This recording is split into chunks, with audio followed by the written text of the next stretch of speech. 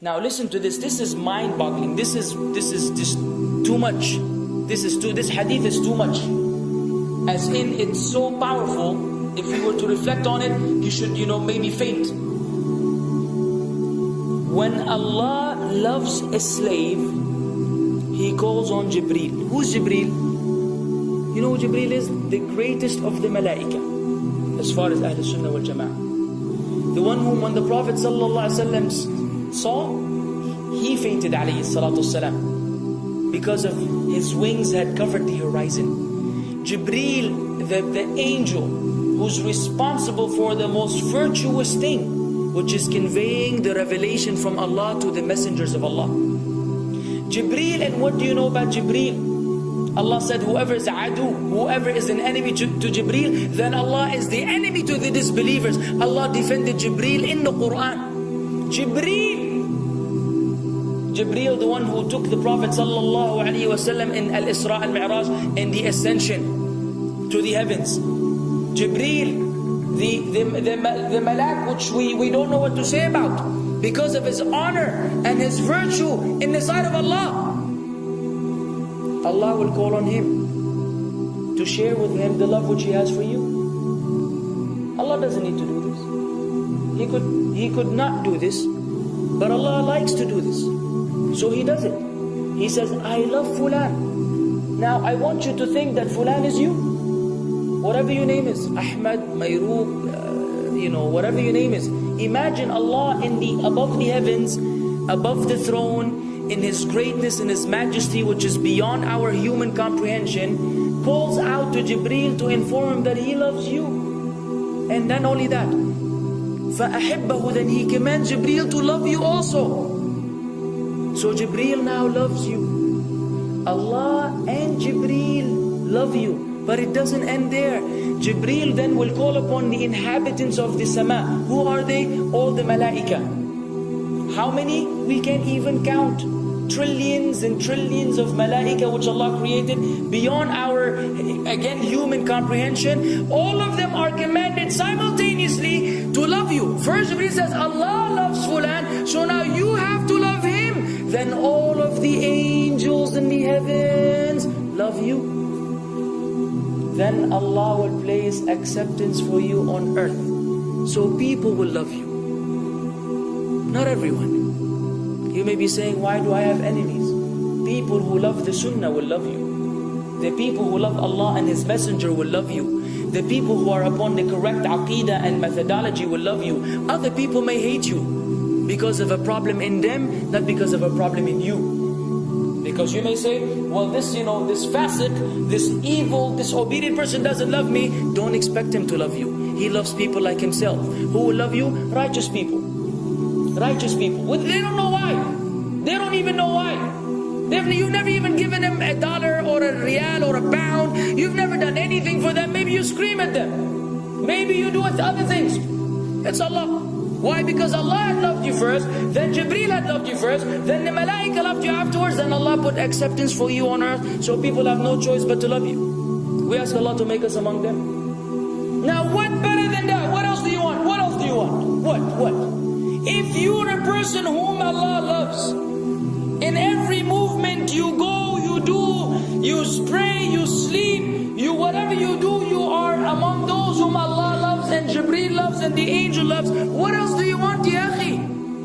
You're guaranteed success in this life and in the life to come. Guaranteed. No way Allah will punish you. No way. No way Allah will punish someone whom He loves. But the hadith doesn't stop. The hadith has a very saddening continuation, which we should seek refuge with Allah from. وَإِذَا أَبْغَضَ عَبْدًا, and if Allah hates a slave, He also calls on Jibreel.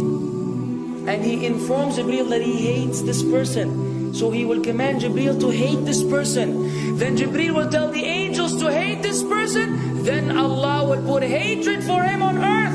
La ilaha illallah. Imagine you walking upon the planet, the face of the earth which Allah created, while Allah hates you, and the angels hate you, and Jibreel hates you, and the righteous people hate you.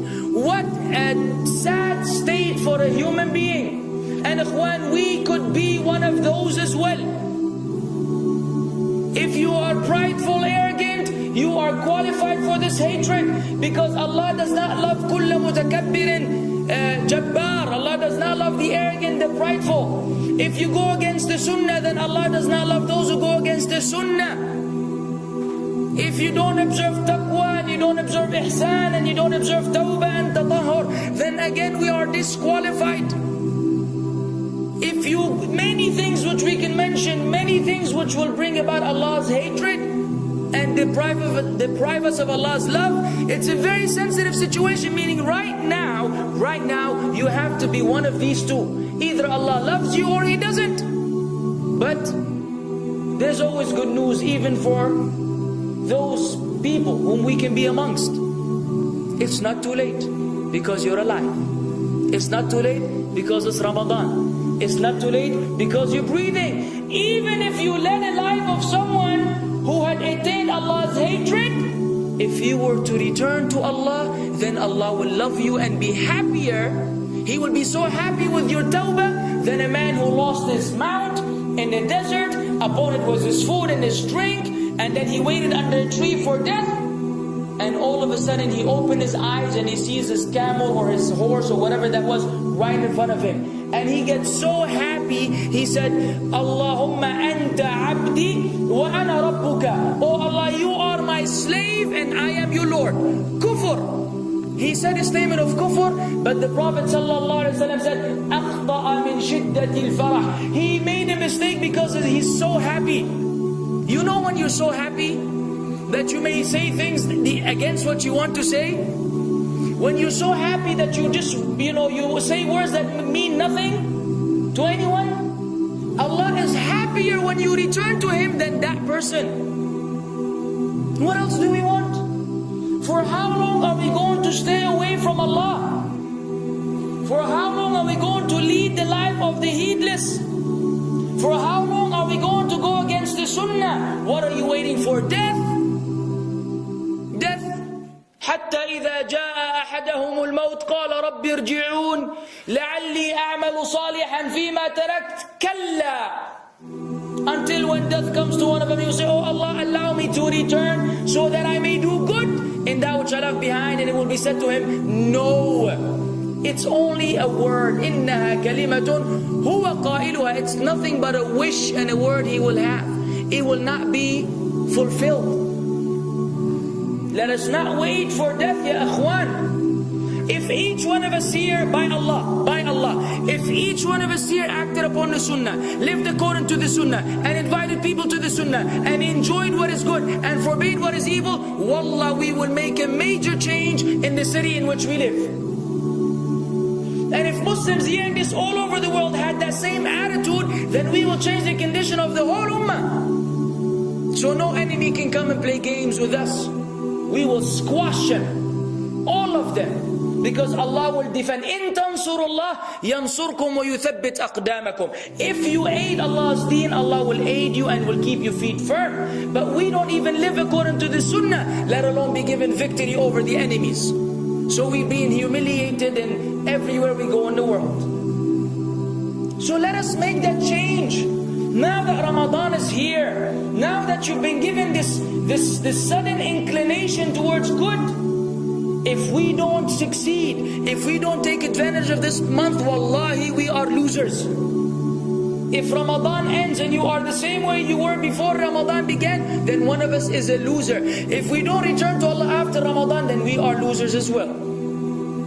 So tonight, bi'idhnillah, always on our mind, attaining Allah's love, acquiring Allah's love, fetching for the sunnah and acting upon it whenever we're able to do so.